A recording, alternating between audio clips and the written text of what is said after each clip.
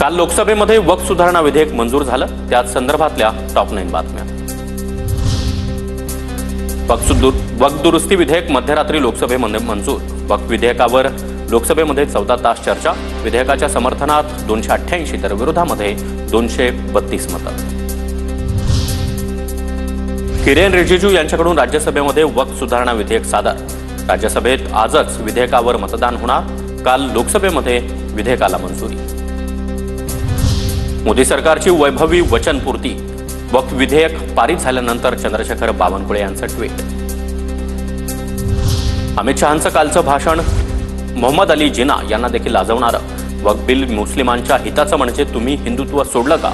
उद्धव ठाकरे यांचा सवाल। वक्फच्या जमिनीवर सत्ताधाऱ्यांचा डोळा। शहांचं कालचं भाषण जिना यांना देखील लाजवणारं होतं। शहांचं कालचं भाषण मुस्लिमांच्या बाजूने होतं की विरोधात?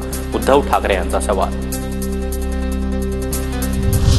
बाळासाहेबांचे विचार ठाकरेंनी सोडले। विशिष्ट लोकांना डोळ्यासमोर ठेवून ठाकरेंनी मतं दिलं।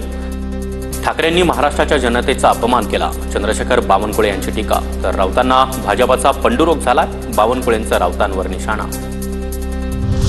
कोल्हापूरच्या वडनगे गावातील महादेव मंदिराशेजारील जमीन पुन्हा एकदा चर्चेत। परिसरातील जागेवर वक्फ बोर्डाचा दावा। शहांकडून देखील काल लोकसभेमध्ये वडनगेमधील मंदिराचा उल्लेख। हिंदूंचे डोळे उघडले। सगळ्यांनी जागृत होणं गरजेचं। पहिलं पाऊल मुस्लिमांच्या ट्रस्टवर।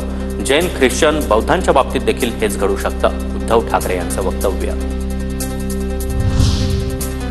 वक्फ सुधारणा विधेयकाच्या मंजुरीनंतर देशातल्या अनेक राज्यांमध्ये हाय अलर्ट जारी। पोलीस कर्मचाऱ्यांच्या सुट्ट्या उत्तर प्रदेश सरकारकडून रद्द। राजधानी दिल्लीत देखील हाय अलर्ट जारी।